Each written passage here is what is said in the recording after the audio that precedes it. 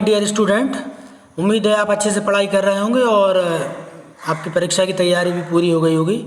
तो इसी कड़ी में कक्षा 10 के एमसीक्यू लाइव प्रोसेस के आपके सामने प्रस्तुत हैं। पहला क्वेश्चन है, which of the following are energy food. Energy हमें किससे मिलती है? एनर्जी मिलती है हमको कार्बोहाइड्रेट और फैट से। तो इसका सही आंसर हो जाएगा ए, कार्बोहाइड्रेट और fat provide us energy. Protein क्या करता है? प्रोटीन मिनरल हमें टूट फूट से, है ना, रिपेयरिंग में मदद करते हैं। विटामिन मिनरल बीमारियों से रक्षा करते हैं। वाटर एंड रफेज हमारे डाइजेस्टिव सिस्टम को और कैटाबॉलिक एनाबॉलिक एक्टिविटीज़ को प्रॉपर रूप से संचालित करने में सहायता करते हैं। तो एनर्जी प्रोवाइडर कौन है? Carbohydrate and fat. Second question है, in which mode of nutrition an organism receives its food from the body of another living organism without killing. बिना मारे दूसरे जीव जंतु से अपना भोजन लेने वाले को क्या कहते हैं? पैरासाइट कहते हैं। ठीक है, तो इसका आंसर हो जाएगा पैरासाइट। थर्ड है, the mode of nutrition found in fungi. Fungus में मोड ऑफ न्यूट्रिशन कौन सा होता है? ये सेप्रोफाइटिक मोड ऑफ न्यूट्रिशन पाया जाता है फंगी में। और ये बैक्टीरिया और फंगस दोनों मृतोपजीवी यानी डेड एंड डिके मटेरियल से अपना भोजन प्राप्त करते हैं। इसको सेप्रोफाइटिक ऑर्गेनिज्म कहते हैं। फोर्थ है, root of the plant absorb water and mineral from the soil. तो किस प्रक्रिया के द्वारा करते हैं? तो इसका आंसर है ऑस्मोसिस प्रक्रिया के द्वारा जड़ें पानी और मिनरल्स को मिट्टी में से ऊपर खींचती हैं। ठीक है, इसके बाद the site of photosynthesis in the cell of leaf. Leaf के अंदर जो फोटोसिंथेसिस की एक्चुअल साइट है वो क्या है? क्लोरोप्लास्ट, जो ग्रीन कलर के क्लोरोफिल युक्त रहता है, इसमें क्लोरोप्लास्ट फोटोसिंथेसिस में मदद करते हैं। छठवां क्वेश्चन है, amoeba food is digested in the. Amoeba में फूड वैक्यूल के अंदर फूड डाइजेस्टेड होता है। सातवां क्वेश्चन है, which of the following event in the mouth cavity will be affected if salivary amylase is lacking. यदि सलाइवा में सलाइवरी एमाइलेज नहीं होगा तो क्या होगा?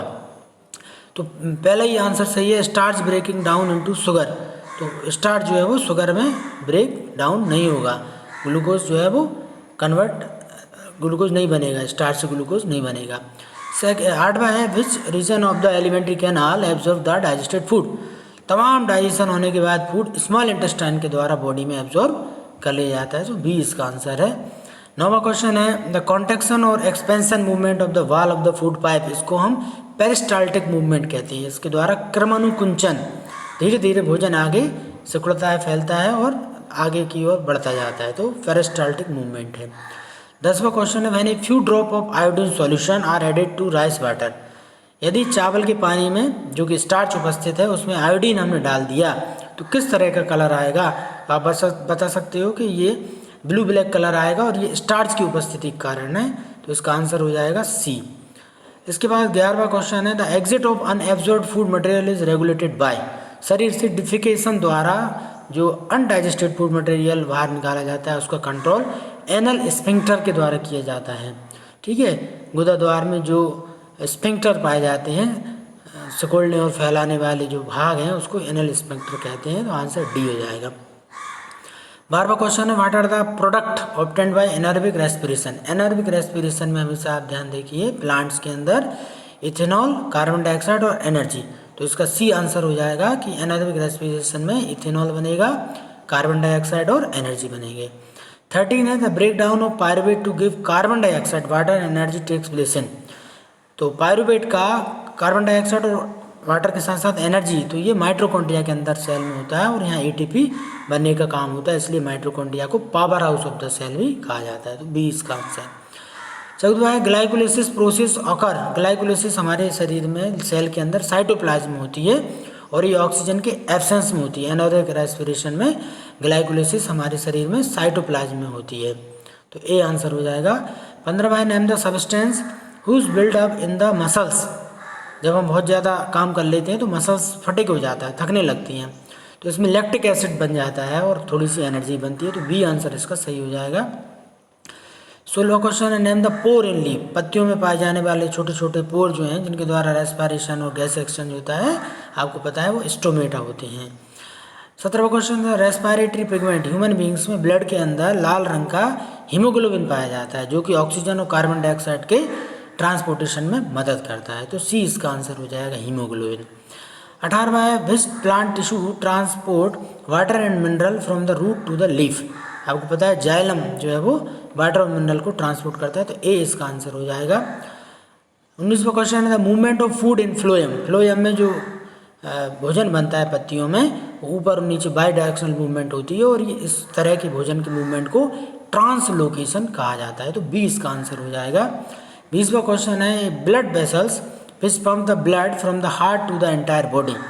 एक ब्लड वेसल्स जो कि बॉडी में हार्ट के द्वारा बॉडी में जब ब्लड जाता है तो वो वेन के द्वारा जाता है, ठीक है, आर्टरी के द्वारा जाएगा। हार्ट हमेशा एक चीज़ ध्यान रखिए, यदि हार्ट में ब्लड आ रहा है तो वो वेन के द्वारा आएगा, ठीक है, ये वेन के द्वारा।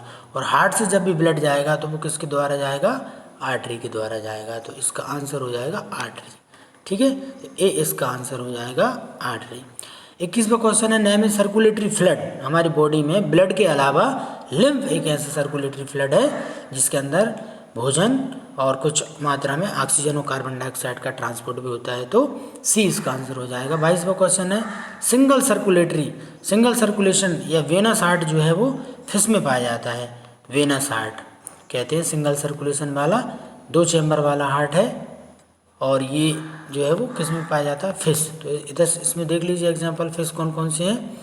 इसमें हाइला नहीं, ये फ्रॉग है, 3 चैम्बर्ड है इसमें, व्हेल, डॉल्फिन और टर्टल, ये रेप्टाइल है टर्टल, इसलिए इसमें ये आंसर नहीं है। 3rd है लेबियो कैमिलियन, इसमें गिरगिट आ गया तो ये इसका उदाहरण नहीं है। आखिरी आपका बचता है हिप्पोकैम्पस यानी मछली, घोड़ा मछली जो रहती है। एक्जोसीटस उड़न मछली है। एनाबास, तो ये आंसर डी जो है इसका सही आंसर हो जाएगा। अगला क्वेश्चन है name the tube which connect the kidney to the urinary bladder. बहुत ही इंपॉर्टेंट क्वेश्चन है परीक्षा की दृष्टि से। किडनी को यूरिनरी ब्लैडर यानी किडनी से जब ब्लड छन के आता है तो किडनी से पहुंचेगा वो यूरिनरी ब्लैडर में, किसके द्वारा, यूरेटर के द्वारा पहुंचेगा, तो इसका आंसर डी हो जाएगा, यूरेटर के द्वारा किडनी से यूरिनरी ब्लैडर को यूरेटर कनेक्ट करता है। 24वां क्वेश्चन है which are part of the nephron allow the selective reabsorption of useful substance like glucose, amino acid, salt and water into the blood capillaries। तो हम इसका आंसर देंगे glomerulus और tubule. तो इसमें ध्यान रखिए ये ग्लोमेरुलस में अल्ट्रा फिल्ट्रेशन की प्रक्रिया होगी।